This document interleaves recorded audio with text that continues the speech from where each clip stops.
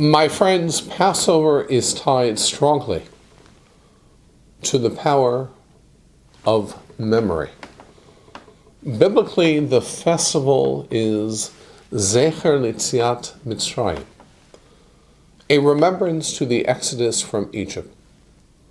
The Seder reminds us that our remembrance must be a reenactment, a mixing of present and past, so that we see ourselves as if we personally went out of Egypt.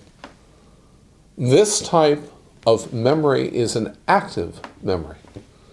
It is less about traveling to the past to recall, and more about bringing the past to the present, making the past come alive for us, to become a source of wisdom, joy, and meaning. Historical memories are the glue which has kept our people together over the centuries. All of our festivals are designed to relive ancestral experiences. We have a special Sabbath called Zachor, remember. In our personal lives, there are a host of Jewish rituals designed to help us remember our departed loved ones. There is the Kaddish, the Yahrzeit, and what we're about to recite shortly, today on the last day of Passover, the prayers and memorial supplications of Yizkor. My friends, no infectious disease in a century has exacted as swift and merciless a toll in the United States as COVID-19. 550,000 Americans have died.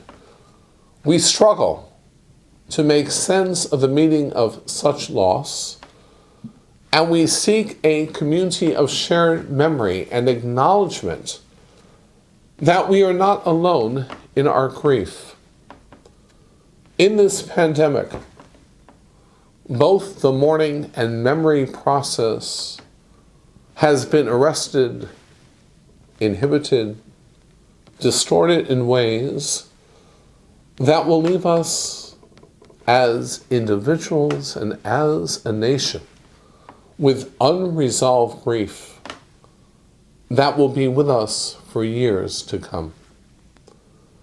The necessary isolation and quarantine of COVID-19 has robbed the bereaved of proper goodbyes and the comfort of mourning rituals. Furthermore, what has been lost are not just the specific individual deaths, but also memories of the bonds shared by all of those who were connected to those who died, their family, friends, communities, those who nursed them, held their hands, and delivered the sad news to their families. In the absence of a collective Yizkor prototype of collective public gatherings, people have come up with new ways to remember those who died from COVID-19. Virtual vigils streamlined on Facebook, websites that collate the names and photos of the dead, even video projections of those who died shining onto building facades.